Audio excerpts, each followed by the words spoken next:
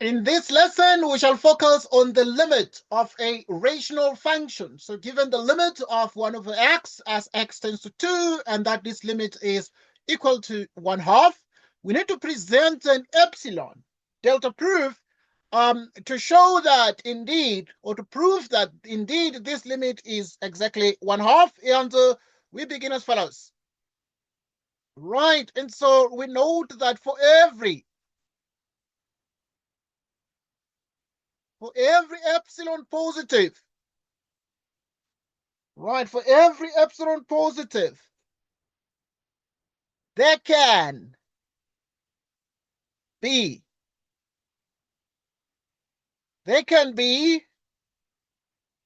found a delta that is strictly positive such that, right, such that if 0 is less than x minus 2 from here, less than delta,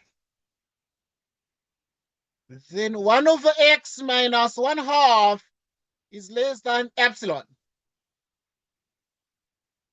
Now, what we then have here is that the modulus of 1 over x minus 1/2 is exactly equal to, taking the lowest common denominator of 2x, you divide 2x by x, you get 2 by 1, you get a 2. 2x divided by 2, you get an x. By 1, you get an x.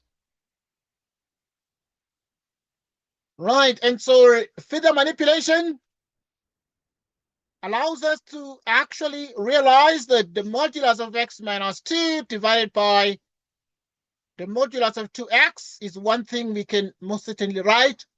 At this point, it is very clear that we have achieved x minus 2, obviously, as we desire it from the absolute value of x minus 2.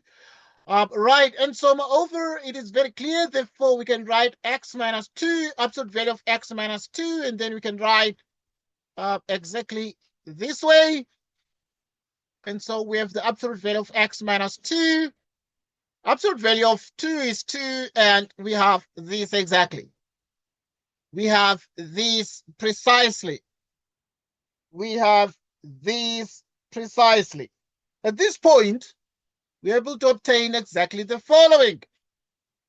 We're able to obtain exactly the following. So now with this, then the only challenge becomes, in other words, we're then saying, thus what we have is that whenever we have the absolute value of 1 minus x minus 1/2, it is exactly the absolute value of x minus 2 all divided by 2 times the absolute value of x. That's what we have. But now we actually obviously desire to then say this is less than epsilon. However, we have the absolute value of x in the denominator, which we must deal with. And so now we actually obviously need to add this particular series of steps to actually cater for this. We can as well assume that. We can assume that delta is less or equal to 1. Right. Assume that delta is less or equal to 1.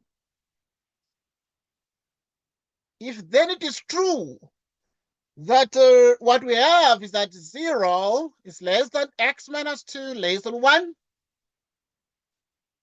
from the delta statement before that we got previously, we are able to realize then that this means that minus 1 is smaller than x minus 2 less than 1. You add 2 across 1, x, 3.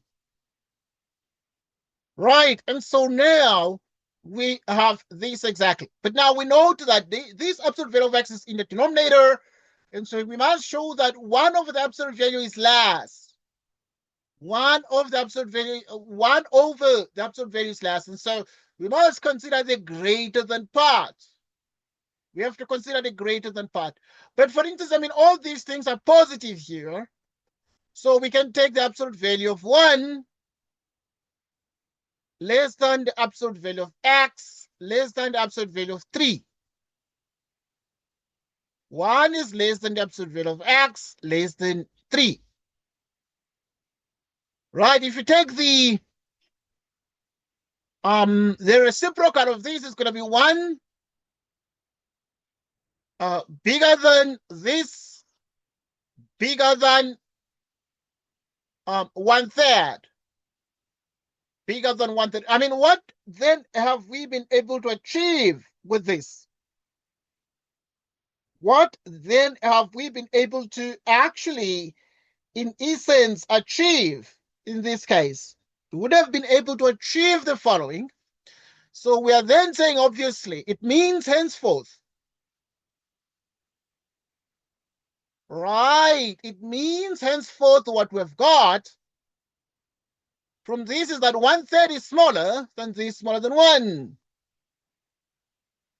1/3 is smaller than 1 over the modulus of x, smaller than 1. Right, and so now this is a very important step for us, but also it's a step we shall obviously get to use. It's a step that we shall get to use. And so with that, we're able to then say, it is true then to then say, so that we actually previously got 1 over x minus 1/2 x minus 2 times that. And so what exactly does this mean? Well, I mean, there are a couple of ways we can write it. X minus 2 over that, your x minus 2 absolute value divided by 2, and then you can put the 1 over the absolute value of x here. So that this is x minus 2, and this is less than 1. This is less than 1. And so what this then in turn means becomes exactly the following here. So it becomes exactly that the absolute value of x minus 2 divided by 2 is less than epsilon.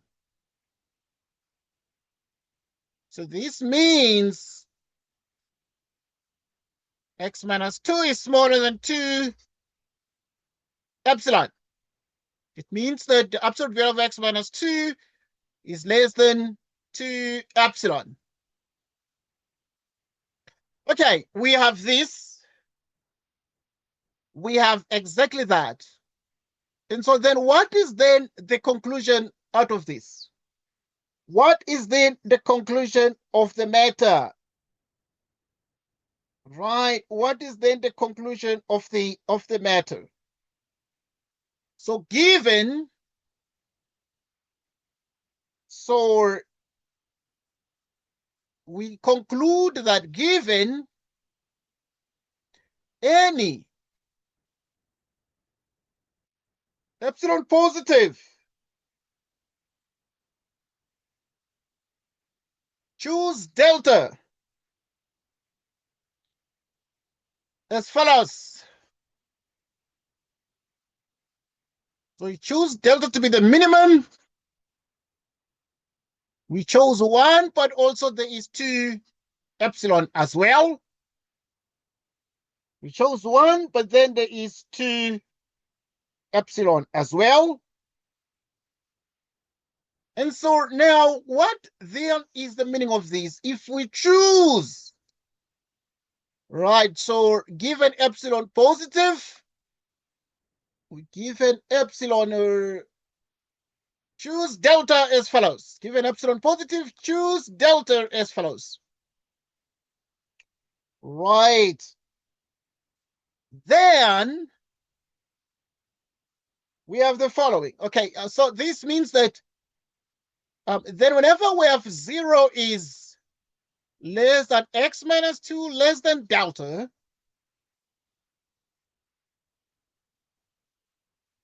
this implies that this exactly implies precisely the following. It implies that we actually had the 1 over x and 1 and minus 1 over 2 this way. And we actually obviously are able to remember a couple of things out of these that we've got. We actually obviously have the 2 epsilon there, but we remember that this was x minus 2, absolute value of x minus 2 divided by 2 times the absolute value of x. And so in view of these here,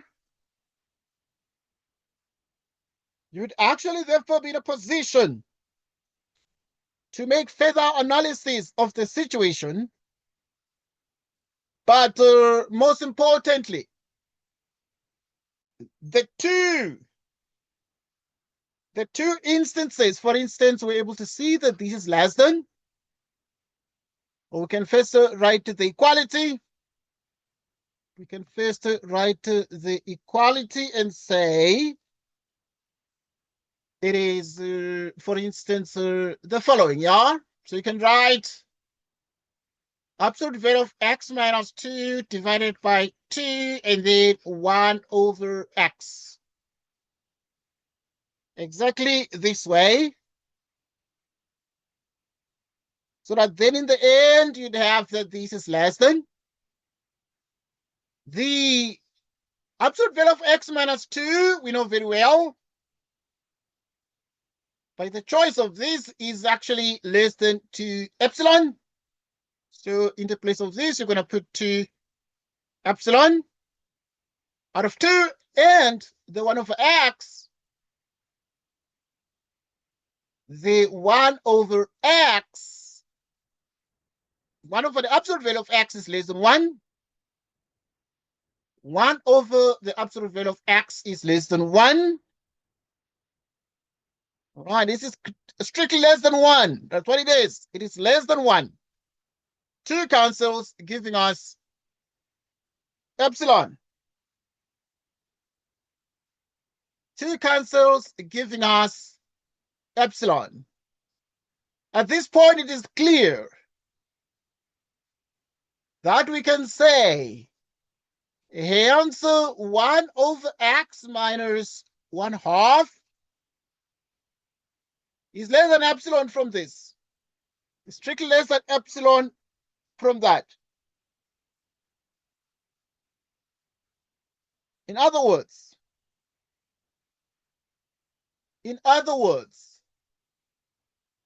right, in other words, 0 less than x minus 2 less than delta implies that 1 over x minus 1/2 is less than epsilon. Right.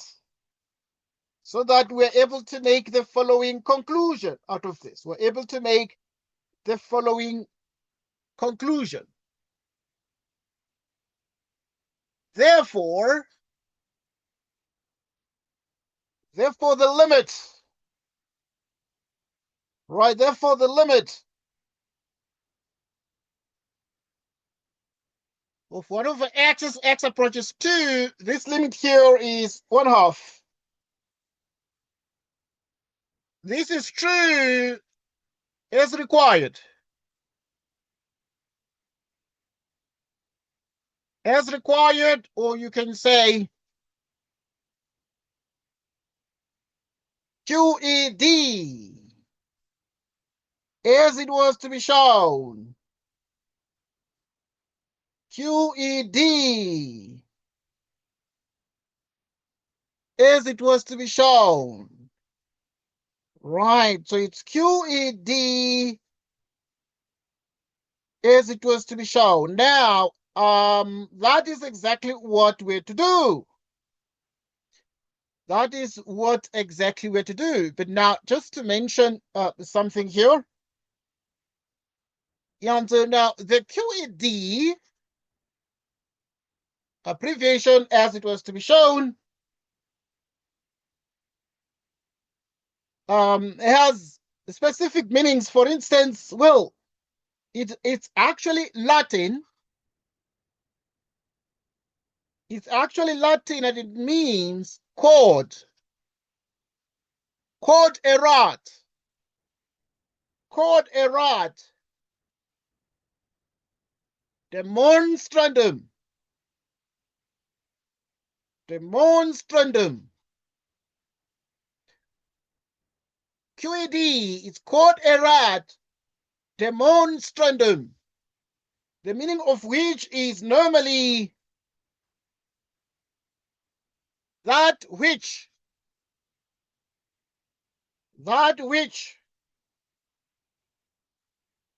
was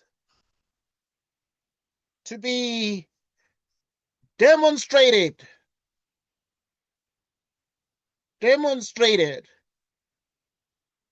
Right, that which was to be demonstrated. Quod erat demonstrandum is Latin. Right, and this here is an abbreviation to actually mean mark the end of a proof. Of course, it marks the end of the proof here. Right, so we thank you for your attention and for actually lending us your attention until this point. Until next time, take care and a very, very goodbye to you.